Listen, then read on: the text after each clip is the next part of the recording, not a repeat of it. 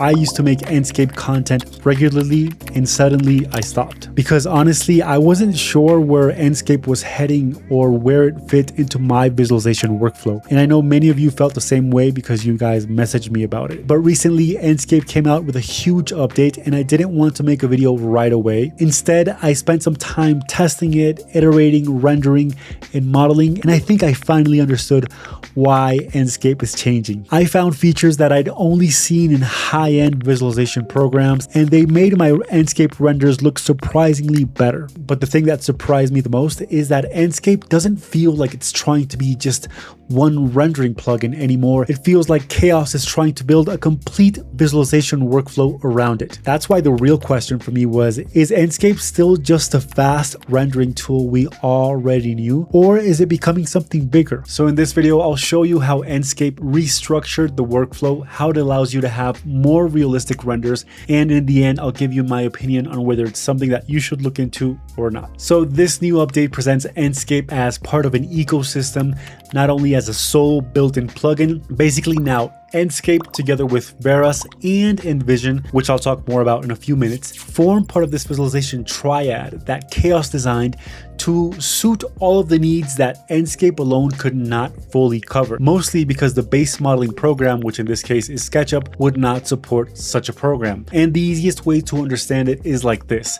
Veras helps me brainstorm the idea, Enscape helps me build the image quickly, and Envision helps me push the final quality further. So I'll be visualizing this project that we created and show it better. Some of you may recognize it. It's a really nice house we modeled in SketchUp with some detail here and there. And what I want to do is create some renders and animations, but in order to make that, I need some info, right? Camera angles, colors, photography, materials, etc. Because at this point, the project has potential, but I don't really know yet what the final images should look like. And honestly, that's where I lose most of the time. So as always, I search for references of similar houses with photography style that I liked, save the images that I liked the most, and try to understand the style and approach of each one in terms of light and composition. So before I start placing assets randomly or changing materials just because, I want to have some kind of visual direction. Then I try to make a quick sketch of these ideas with the project model, but I don't have any materials or assets placed just yet. So the best natural step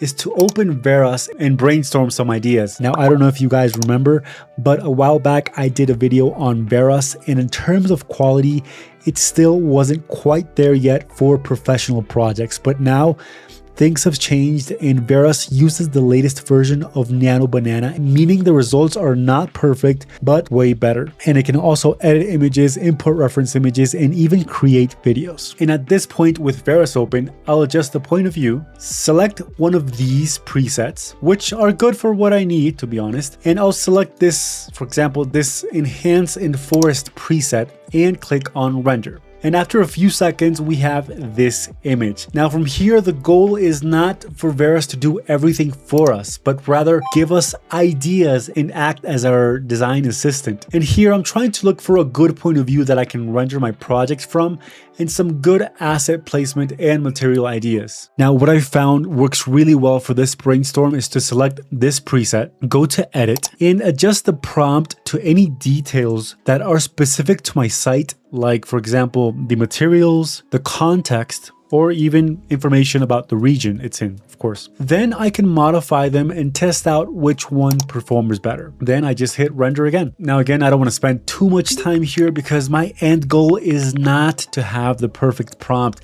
but rather to have an array of ideas that I can use as inspiration.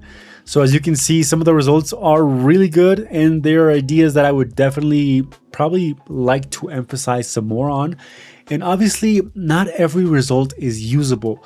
Some are weird, some miss the design completely, and some just look good at a first glance, but don't really make any sense. Now, one question I often get in the comments is, all right, Steven, if you already have the image, why do we need Enscape or any other program for that matter? And personally, I like to use Veras as a brainstorming tool to give me ideas on composition and lighting, but I also want complete control of the 3D model. And I know that if I have to change the angle of this image or modify something, I'll have to modify the prompt, revise inconsistencies, and in the end, I will not have complete control of my design, which as an architect is probably the most important thing you need. So yeah, I would recommend you use the AI images as the first step, but not as the only step. And after brainstorming for a while, we have a set of draft images from different points of view that I paste onto a mood board and try to see all together, right? The big picture,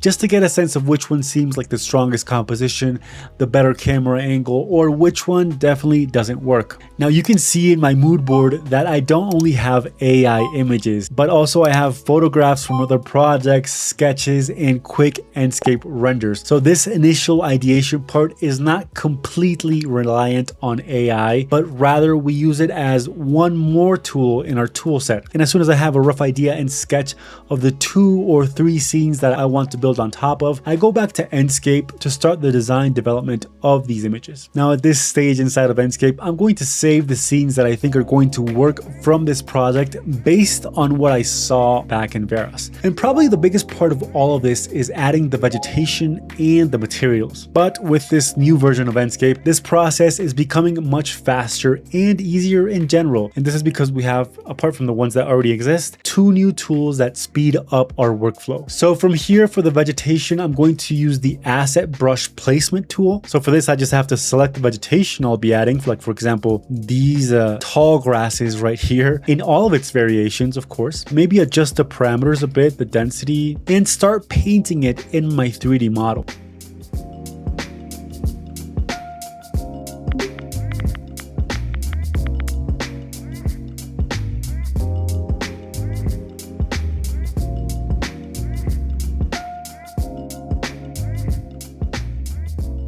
And by the way, in case you're wondering, for the rest of the vegetation, I used the paint bucket tool and placed it around my model. For example, I used different textures of grass in order to place different groups of vegetation and make it seem like a real forest. I think this is one of the keys to vegetation and realism inside of Enscape or inside of any image. Oh, and one thing I really wish the Enscape team would improve is the ability to modify these groups after you've placed them, because the placement itself is really fast, but once the group is there, editing it still feels a little bit too locked. Also, with the new Chaos Cosmos asset library, I have access to a ton of new assets that are honestly really high quality. I can filter and search by category, or even, this is a really cool one, I can even search by brand. So after placing all of the vegetation, you can start to see the big difference it makes on our scene, which is, as always, one of the main strengths of Enscape, in my opinion, being able to have this amount of vegetation in assets. And I can still run this as a plugin inside of SketchUp and render any image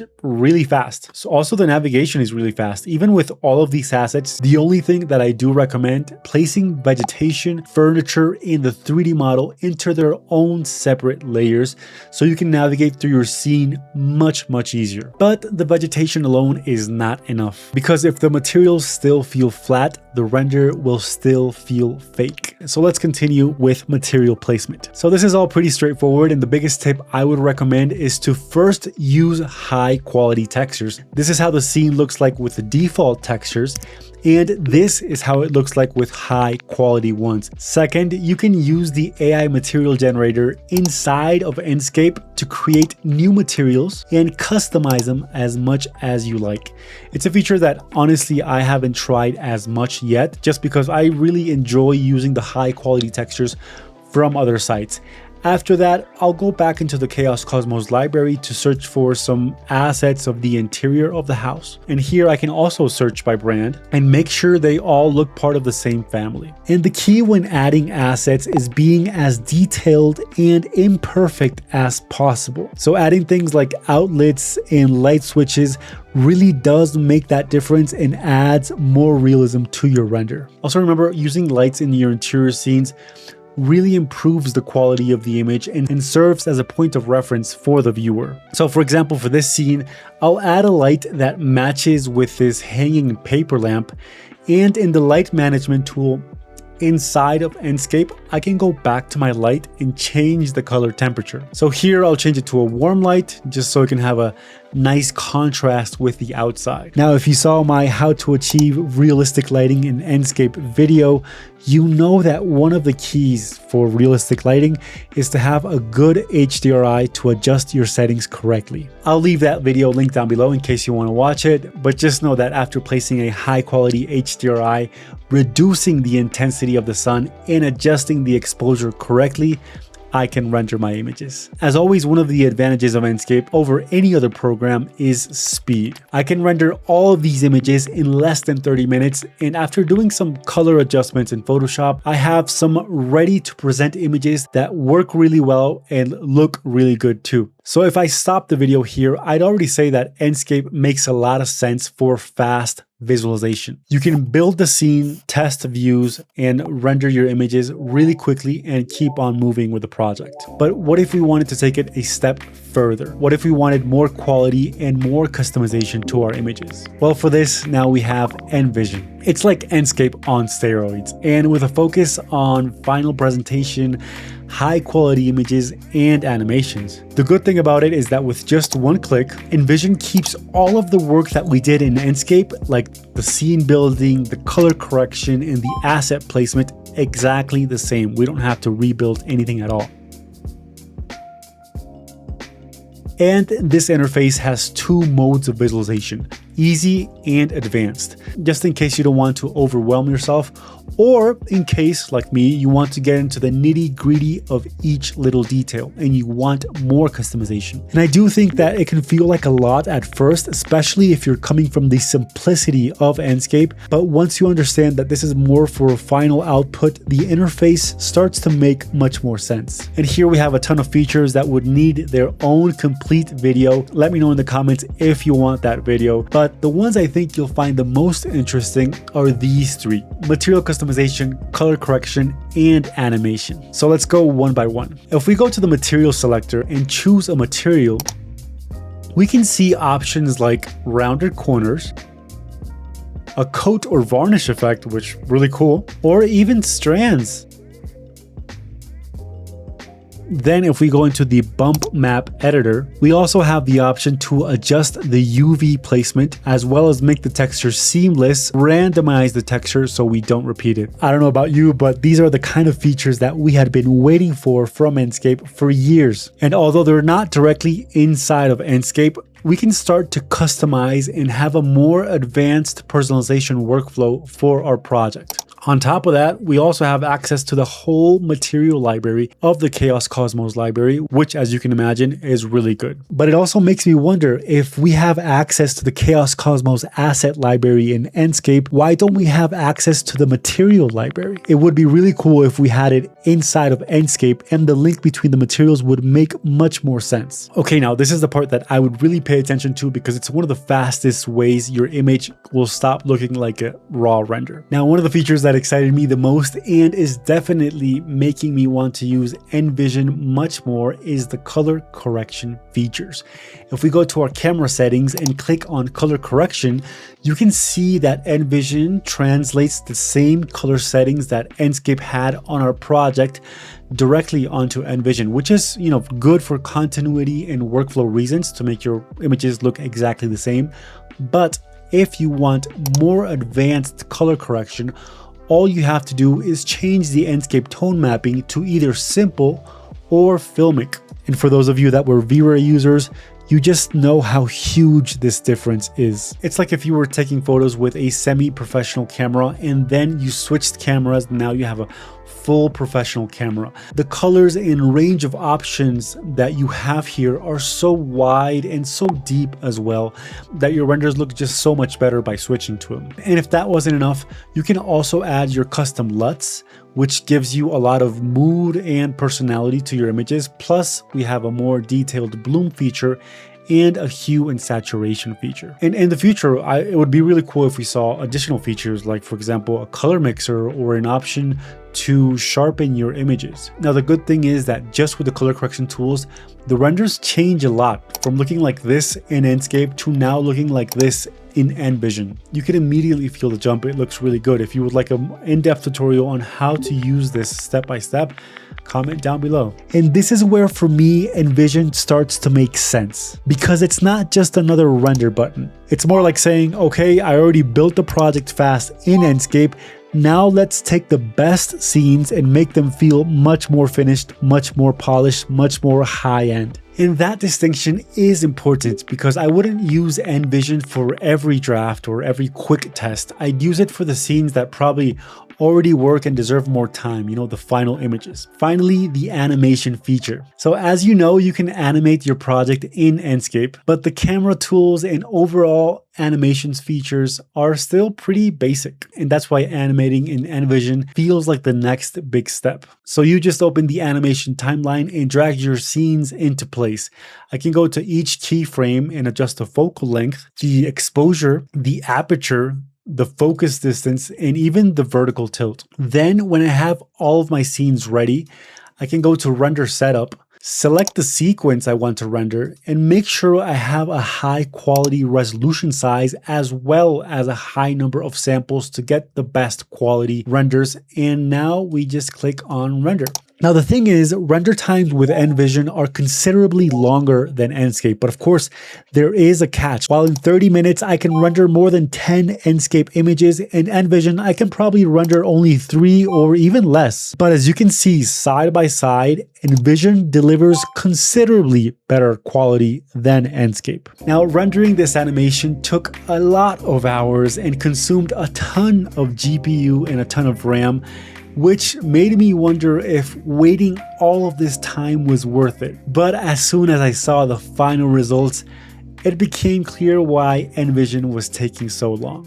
The color depth, the range, the camera quality, and even the realistic materials looked so good that for this type of final animation, it was completely worth it. So again, I wouldn't open Envision expecting the same instant speed as Enscape. For me, Enscape is still where I can move fast, but Envision is where I would go where I'm willing to wait a bit more for a better quality and a more finished result. Now again, there are a ton of features inside of Envision that I have left out and would need probably a complete video to talk about later, like the AI assistant, the scatter tools, the animatronic features, and slide sensors, but you get the idea. So after testing the full workflow, I don't think Enscape is trying to become the most advanced rendering tool by itself. And honestly, I don't think it needs to. It feels more like Enscape is becoming the fast middle point of a larger workflow. You can start loose in Veras, move fast in Enscape, and finish with more control in Envision if the project needs it. And I know you just probably want me to tell you directly what software you should use, but I've always believed the tools are not the end goal here. If you want to use Enscape in all of its ecosystem, I can assure you it can produce really good images and really good visuals if you know how to use the tool correctly. Now, would I use this workflow for every single project? Probably not. Sometimes you just need a fast render and that's it. But if you're working on a project where you need to explore ideas, create multiple images, and maybe finish with a stronger animation, then this workflow actually makes a lot of sense. Now, there are things that I still wish were better, especially with asset group editing and the way materials connect between Enscape and Envision. But overall, I do think the direction makes sense. Now, on my side, I'll keep exploring Envision, Enscape, and Veras to make the best videos for you. So you can choose for yourself which tools suits your workflow better. And I also want to mention that although Chaos sponsored this video, I genuinely believe in these tools. And as you saw from the results, I had a complete autonomy on what I was doing and what I was saying about each tool. Because it's through sponsors like Chaos that I can continue creating free content here on YouTube. So I really appreciate the support. Now, if you want to see more Enscape, Envision, and Veras tutorials, let me know in the comments. Now, if you want to check out more Enscape tutorials or tutorials specifically on how to create the best realistic lighting that you can inside of Enscape, click on this video right here. As always, thank you all for watching, and I'll see you in the next video. Bye.